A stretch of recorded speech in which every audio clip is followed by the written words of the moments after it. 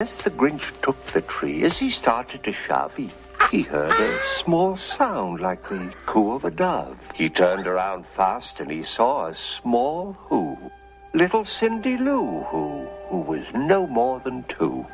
She stared at the Grinch and said, Santa Claus, why? Why are you taking our Christmas tree? Why? But you know, that old Grinch was so smart and so slick. He thought up a lie, and he thought it up quick. Hi, my sweet little tot, the fake Santa Claus lied.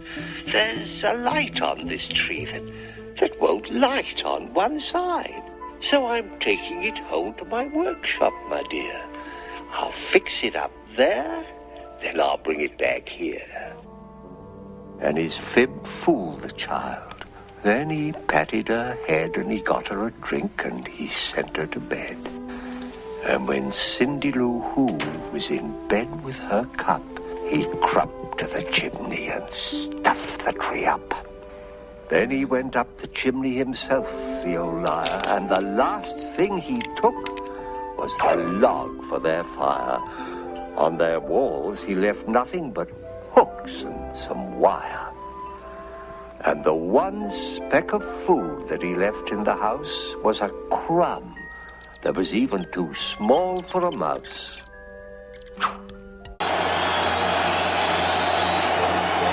Rodgers on the roll, sets up, looks long, lets it go for Lazard. It's picked off.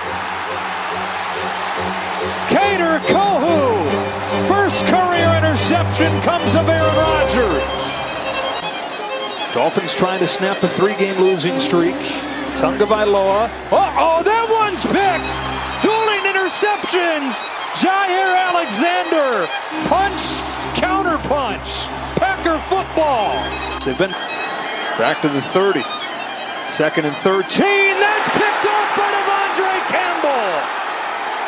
Second drive in a row ended by a Packer interception. Hey, yo, what the fuck?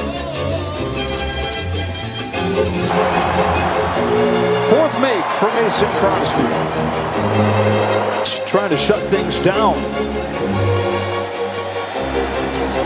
Over the sideline and picked. Rasul Douglas. Third consecutive drive that ends in an interception. And how about the Packers D standing tall? You are done. Fired.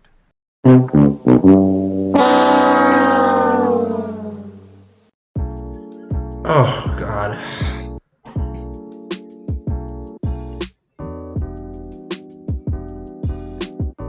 Fuck! Yeah, I'm back. Again.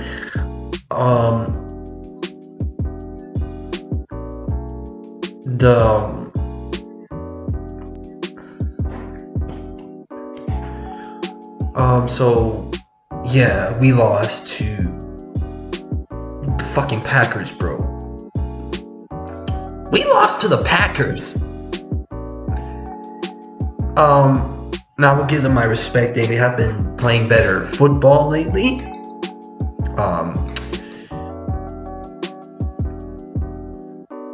Another game where we yet again shot ourselves in the foot. Just like the Niners, just like with the Chargers, and just like with Buffalo, even though there was no way in hell we were going to win that game.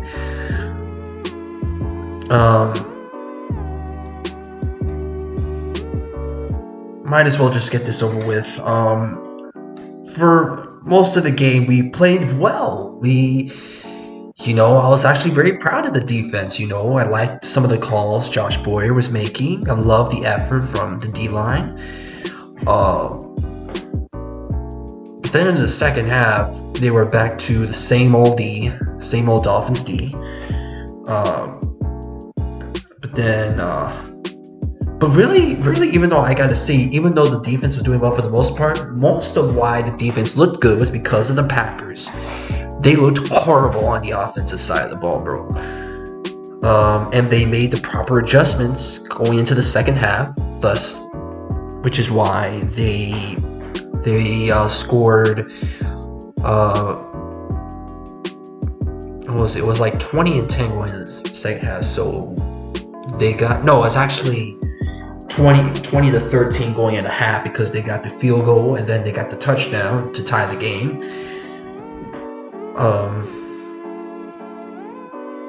I mean, there's no surprise the defense is still trash, bro.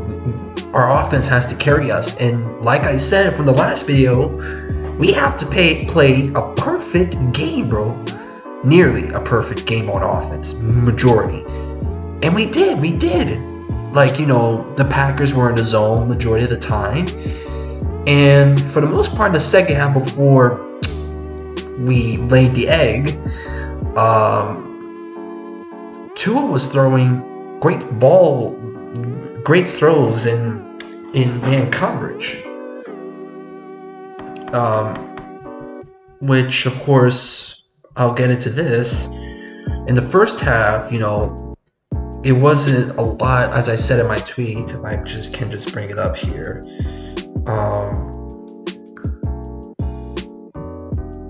From my second half report, it's a well-balanced offense. We were running the ball, but two costly fumbles, mainly the one of Raheem Mostert, was really major.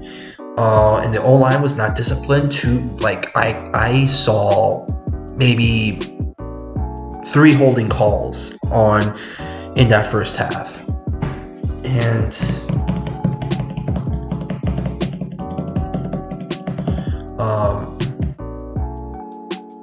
like 3 holding calls and all that stuff. Oh god, dog, bro, this really stinks.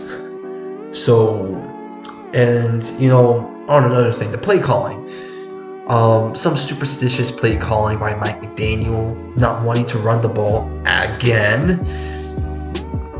This is beginning to be another situation where are we going to have another coaching change in the future? Like, how many times are we going to change coaches? Because clearly one of Mike McDaniel's weaknesses is stubbornness. Reminds me of Spo from Miami Heat. To which, at certain times, bro, you can't be stubborn. And at the same time, bro, we were moving the ball going to that last drive, those last few minutes of the game. Tua,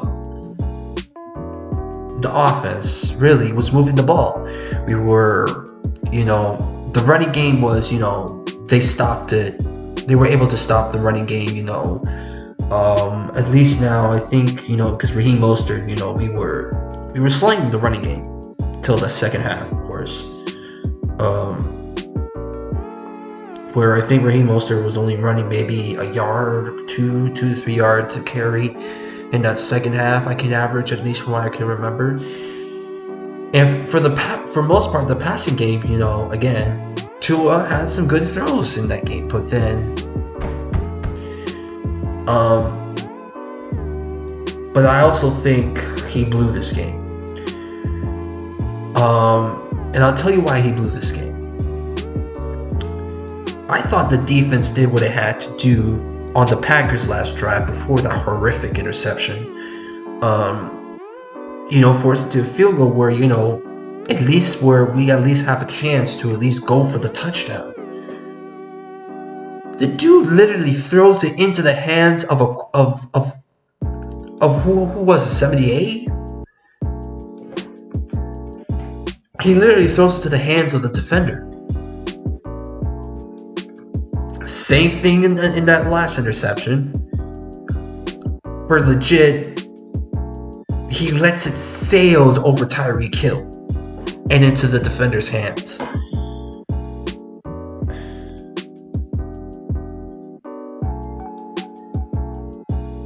Look, throughout his years, Tua, the first year we gave him a break because it was his rookie year, you know? And you were going against a juggernaut in Buffalo that made it to the AFC Championship game that year. You blew it against the Titans, but that team was just god-awful. 1-7, bro. Thank God that Brian Flores has at least the mentality to bring this team morally back from the dead. And then a change in coach, a change in the offense. Our defense declined. And we knew our defense sucked, so we had to legitimately rely on our offense. Even if the defense was getting stops. And our quarterback could not capitalize.